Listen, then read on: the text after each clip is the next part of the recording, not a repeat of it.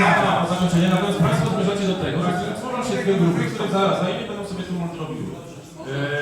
No nie no, proszę Pana. Osoba z numerem... Proszę o zakończenie i proszę osobę z numerem 6.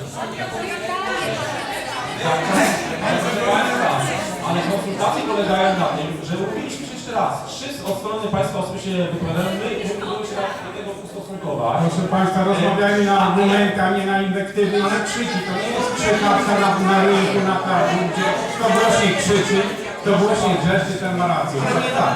Czekamy na pytanie, pytanie! Sami dajecie swoje świadectwo. Czekamy na pytanie! Jesteście zastraszeni, zdezinformowani i mieć pretensje do tych ludzi, którzy was napuścili. Na razie tyle, ale później jeszcze... Proszę Państwa, ja tu przyszedłem z Państwem porozmawiać i Państwa wysłuchać, ale to naprawdę bym musiał, nie wiem jak się stać, nie jestem w stanie Państwa wysłuchać. Zachowajcie kulturę dyskusji wobec siebie, bo macie różne zdania, ale przepraszam.